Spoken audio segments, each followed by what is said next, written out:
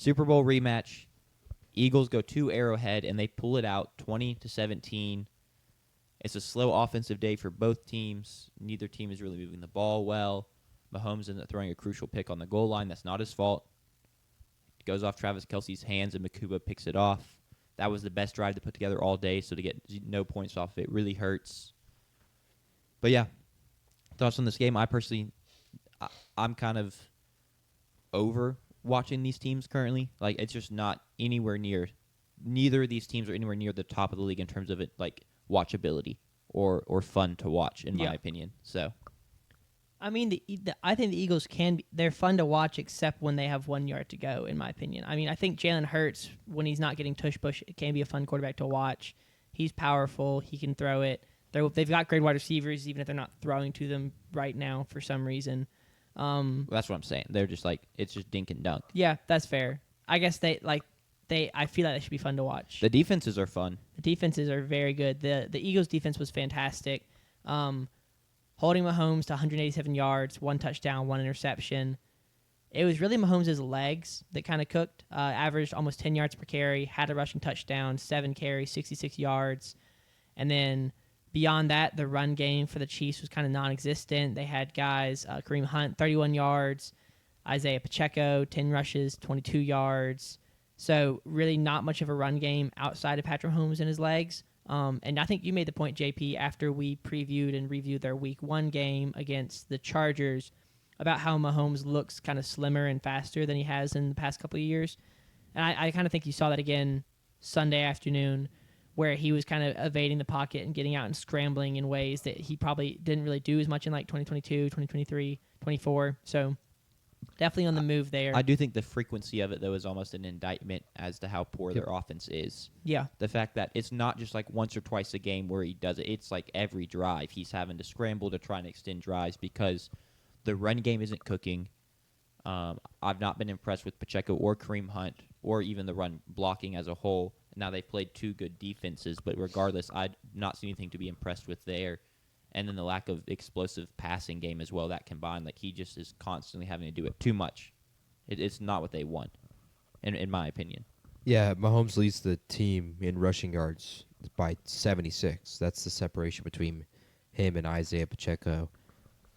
This is that skill that he has is a skill that he's only really pulled out in the postseason when he's had to and when he's had to make big plays, and he's made big plays in the postseason.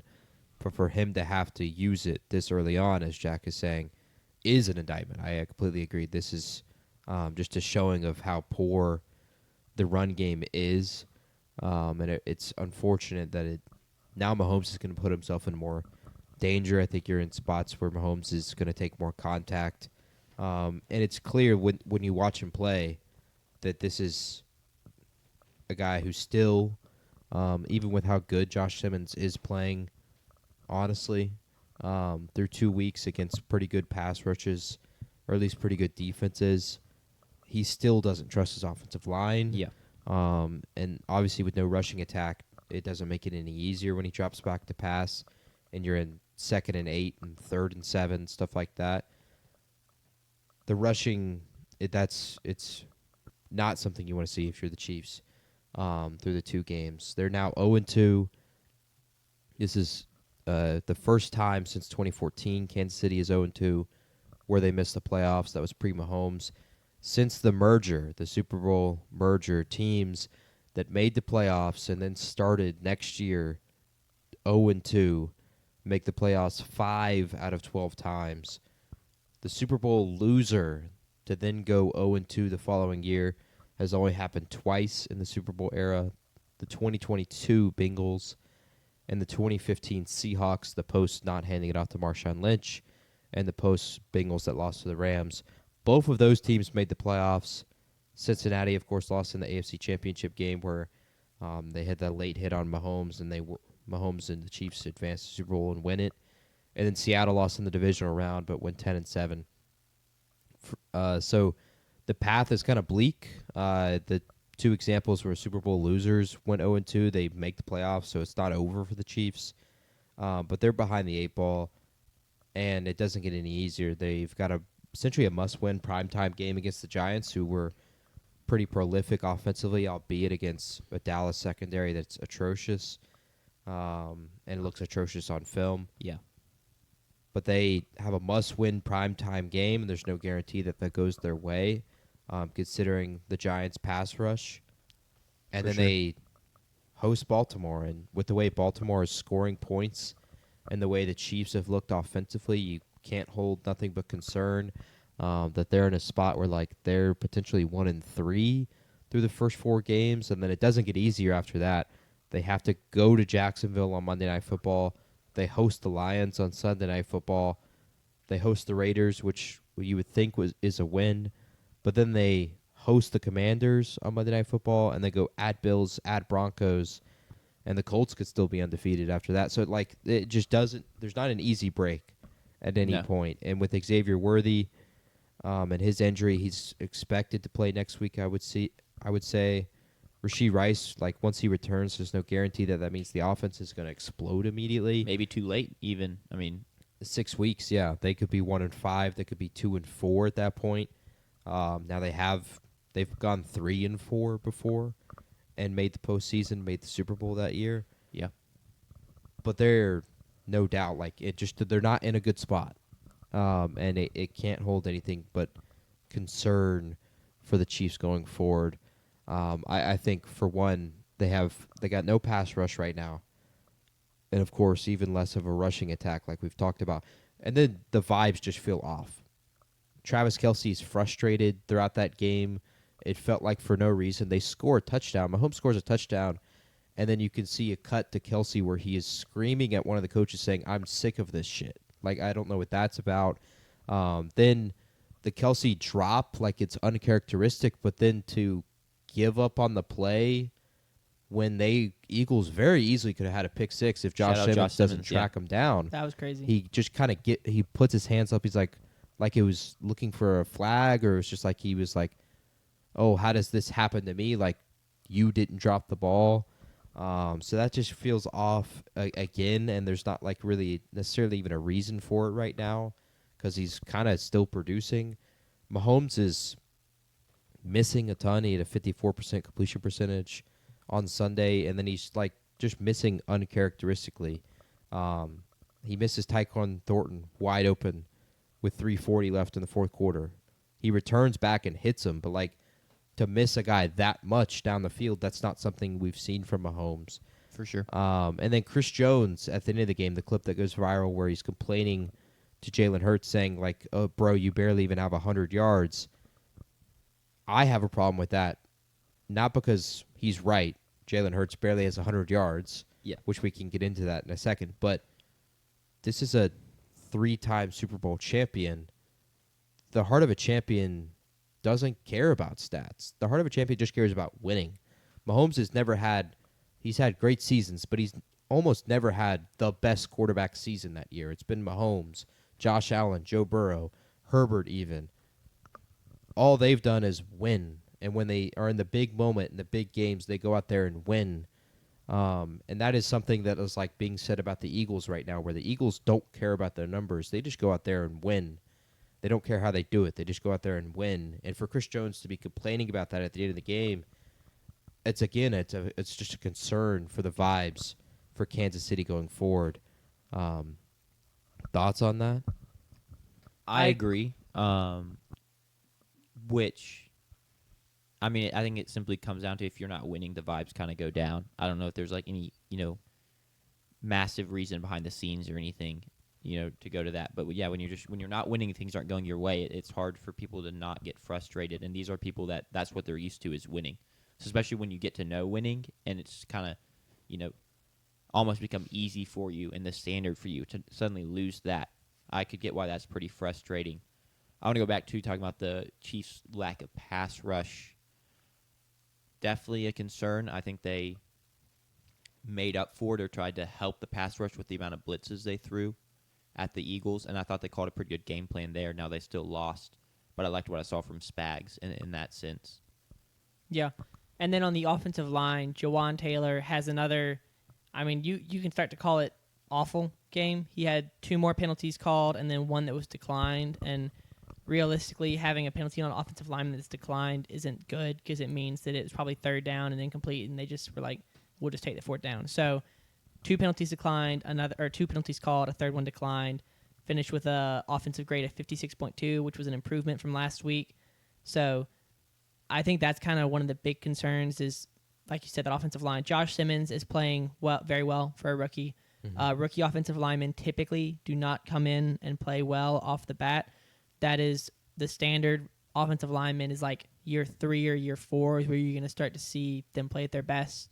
And so to come in and be able to kind of hold your own as a rookie, really good from Josh Simmons. But other parts of that offensive line, specifically Jawan Taylor, are struggling a lot. And I think that that's, like you said earlier, is hurting Mahomes greatly. Yeah, a stat on the pass rush. Jalen Hurts on Sunday was blitzed on 16 of his 25 dropbacks. That's the highest rate the Chiefs have ever had since Steve Spagnuolo became the defensive coordinator in 2019. Meaning 16 out of 25 times they're blitzing when Jalen Hurts is throwing. I mean, they're even blitzing on run plays as well. That just like it again shows statistically how poor the pass rush is, blitzing that much that they don't trust rushing just 4. That's a problem because that puts your corners on islands. And while Hurts didn't throw for a ton, I think that's what we saw in the Chargers game is that receivers were getting open because they're just in one-on-one coverage. Yeah. Do you have how much? So I want to ask, do you have how much Mahomes was blitzed? Because in the Super Bowl, Yes. the Eagles never blitzed, right? They blitzed 0 times. Yes, Mahomes was blitzed 11 times in Okay. week 2 against the Eagles. So part of it, like Brady talked about on the broadcast, it felt like maybe it was just to try and change in game plan that the Chiefs had prepped for it all week of like, oh, they're just not going to blitz us again this time. We're going to be fine in pass protection, and then the Eagles should get really aggressive. But I also think like they kind of have to. They don't have they don't have Josh Sweat, Milton Williams. They don't have that kind of pass rush threat for the most part, so they kind of have to. Yeah. But I also kind of agree with Brady. It may have been a game plan thing as well. I think there's also the element of, well, I agree with they have to, but it also I don't know if there's a ton of respect for either team's explosive downfield passing game at this point. Like the Chiefs are like, what is blitz, blitz, blitz? And Jalen Hurts has kind of been hit or miss in terms of delivering under pressure in his career. And so we're going to blitz and trust our guys in one-on-one coverage. I mean, even the deep ball that Devontae Smith caught, good completion. It wasn't really the best ball. Devontae Smith came back and got it and won it, and shout out to him. Yeah. And then similar at this point with the Chiefs' offense of like, we'll just blitz and you're going to throw the ball to Tyquan Thornton a couple times, and he got open a couple times, and Mahomes missed them once or twice, and then he ended up completing it. But I think that's also an element of it too, is they're just not these offenses aren't feared in that regard currently, where you're scared about blitzing and getting burned over the top. Yeah, the Eagles long pass to Devontae Smith of 28, and then other than that, every other pass was less than 10 yards down the field. One last thing on the Chiefs, and then I have some questions about the Eagles. Going for it on the first drive of the second half, 4th and 1, on your own 36, they fumble it, and they don't convert. When that happened, in my mind, something switched in the fact that the Chiefs are scared of the Philadelphia Eagles. They were scared. Their defense was playing really well that day against the Eagles, and yet they were scared that if they had to punt the ball and just kind of lost momentum immediately, that the game would be over. And that is something that has never happened for Kansas City. They will be aggressive at times, but for the most part, their aggressiveness is post the 50-yard line. It's on the opponent's side of the field. That's something we've like never seen from Kansas City, is that aggressive that early still in the game of the first drive of the second half. For me, it was a huge shock, and it really kind of shows that like I think the Eagles have a huge psychological edge over the Chiefs. And man, are the Chiefs in a bad spot if that's what you have to do. That's what you feel like you have to do, because you don't feel like you can score enough points offensively, that you need something on this drive. even when your defense is playing as well as they are and the crowd is rocking as well as it was on Sunday, that was insane to me. And that's something we've never seen from the Chiefs. And so maybe this is just becoming a huge downfall. I wouldn't doubt them. They can come back from this. But that was something we have never seen. They've lost games before. They've lost in crazy ways before. Now they still aren't like being blown out in these two losses, but that was something that like really kind of changed how I feel about this team going forward. Is that if they're that aggressive, like even if they picked it up, it still would have shocked me because it's on your own 36-yard line. Yeah, that early. The first in drive of the half. second half, it's insane to see. Mahomes has now lost 3 in a row for the first time ever, so doesn't even get halfway to Brady's record. So another tick to the Brady GOAT conversation. For the Eagles, though, offensively, I have a question.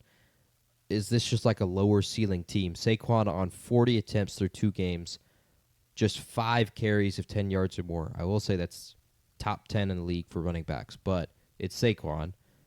He's only reached... Well, you said 2 games. Through 2 games, 40 5. attempts, just 5 carries of 10 yards or more against the Chiefs and the Cowboys. He's only reached like his top-ish speed of 15 miles an hour faster 6 times on those 40 carries. And then Hurts has just 253 passing yards, which is 12 more than Jake Browning, who has played just 2.5 quarters. Yeah. So offensively, are they at their ceiling? Are they a team that can only kind of grind out games and just if they can control the ball, they're fine? I think that's a question going forward for Philly. Can they reach any kind of higher ceiling than what we've seen through these 2 games? I think they can, but I don't think it's a reliable high ceiling, if that makes sense. Like, we could see a game kind of like in the Super Bowl where the downfield passing game's just there and they light it up. But I don't think that's something they can trust to be like, okay, this game we're going to open it up and it's going to work, if that makes sense. What do you think changed from last year to this year? They didn't lose any wide receivers. They didn't lose weapons. I don't think they lost any O-linemen. If not, it was I don't think they lost any off the top of my head. They bring back Hurts. I think they bring back everybody. So, what changed? It's a great question because I couldn't really tell you, and it could just open back up. But it's not like they week in and week out were just torching teams last year either. The run game was definitely better last year, and Saquon was just phenomenal. But just in terms of passing game, and even I'm trying to remember exactly what A.J. Brown got asked in the post game about the offense and the passing game specifically, and he was like, "Oh, well, we're winning games right now, but yeah, the passing game is something we probably should figure out," or something like that. They lost Kellen Moore. That's one thing. Yeah, Sure. but even with Kellen Moore, they were a huge running team. They loved to play ball control football. That was how they won games. They've won 17 of their last 18. And I don't know off the top of my head, but I don't think they've scored more than 40 points except 2 or 3 times, one of them being the Super Bowl. Yeah. They're passing this season just 40% of the time, which is insane considering the weapons that they have, too, with A.J. Brown, Devontae Smith, the offensive line that you have, Dallas Goedert, even Saquon in the passing game. Like that, Sure. It's just crazy to me. It makes me feel like this is my concern of it is that maybe this is just a team that is just a one-trick pony, that is just they can only control the clock, control the time of possession, run the ball effectively. If we're if it's 3rd and 3, we're picking up a first down guaranteed with the tush push. Yeah. And if that's the case, how are they going to win a shootout? What if Saquon gets hurt, or that's a problem going forward? So I think they got it's just concern there. Yeah, I think it's almost. I wonder if it's they know that they can do it. Like they've been very successful at this grind offense, and they've almost leaned into embracing it too much. And with the tush push, almost embracing the heel so much that I wonder if they're going to end up regret almost burying themselves down this track. That all of a sudden, if they do get in a shootout, it's just no guarantee that they're going to be able to flip the switch and unlock the downfield passing game because you've not been doing it all season. and there's no chemistry in games and stuff like that. So it's interesting to me because I agree the weapons should be there. Yeah, I think we'll have a big answer to that question in 2 weeks. They go to Tampa Bay. Tampa Bay has a very good interior defensive line with Vita Vea, which doesn't completely counter the rushing attack, but it's one of the best counters for that rushing attack you're going to find in the NFL. It NFL. helped a ton last night. Yeah, so you're going to see, I think that'll be really interesting. And then Tampa Bay is going to score points. That wide receiver room with Emeka Egbuka and Chris Godwin is working really well. Baker Mayfield right now. Egbuka has 3 touchdowns through 2 games as a rookie.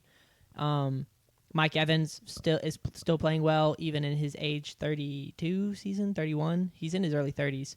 And then Baker is just slinging it. And I don't know that he has an interception yet, or if he does. He doesn't. Yeah, which has been an issue for him at times. So I think that's going to be a really interesting matchup on the road at Tampa Bay. Do we see them try and, maybe they're saving something? Maybe they just don't think they have to right now.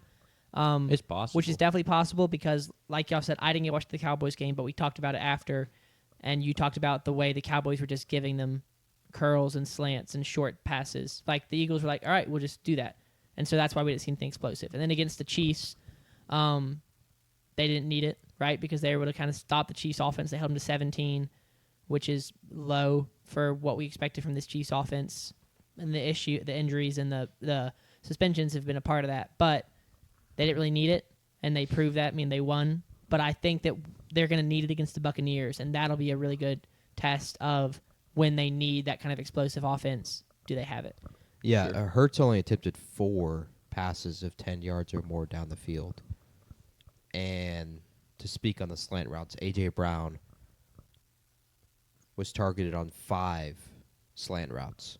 So that all 4 of his catches were on slant routes on Sunday. So it is. I just think it's a concern going forward that this is kind of a one-trick pony. Now it works because, like I said, if they get to 3rd and 2, they're picking up a first down every single time. Yeah. Unless we see a huge change this next week where, because of the outrage in the media and the examples of the false starts and the offsides with the tush push against the Chiefs on Sunday, and we just see a complete change in the way they referee it as officials, then it's still going to be dominant. They're still going to be running much of the year, and they're going to be pretty effective on it regardless. 100%. But I also think, I think they are going to officiate it differently. I agree. Did you see there's a game, maybe the game last night where someone was trying to run something similar The to the tush Chargers push? ran the tush push And to get off the 1 yard and line. the refs came out and this was a tweet someone, and so it could have been taken out of context, but it looked like the refs came out and it was like, hey, you have to back up, or they adjusted something. The refs were doing this? I can't remember. All Okay. I saw was a tweet that was like, look at how the refs are, enforcing the new, making sure to enforce the offsides. I don't know if they did that. Okay. What I saw when that play happened, the refs they're doing this, and what this means is they're saying a number with that, and they're declaring an offensive tackle, essentially, an extra offensive tackle as an eligible receiver, because the Chargers brought in, I think, an extra offensive tackle, if not 2, which they did that a couple times last night. And I think that may have been what happened. I'd be interested to see what the tweet said, if that was part of the context Yeah. for it. I'd have to go look it up on it. But I see think that. I think if they don't, then it's just going to continue to cause outrage, and I think eventually they're going to referee it differently. 100%. Will they still be effective on it? Yes, but they won't be able to cheat, at least, and still be effective, and I think that could hinder them going forward if they get in a spot where now 3rd and 2 isn't a guarantee to pick up a first down. And there's also the thing too of the if they do start refereeing it, if you false start, that's 5 yards back. You can't run the Yep. tush push, right? So even if And 3rd and 7 is tough. yeah, correct. 3rd and 6, it's 4th and just 6. entirely different. But it's a huge win for them. Yeah, They're 2-0 now. Anything else on this game before we move on? It was that clip. I just found it they were declaring someone eligible. declaring someone as eligible.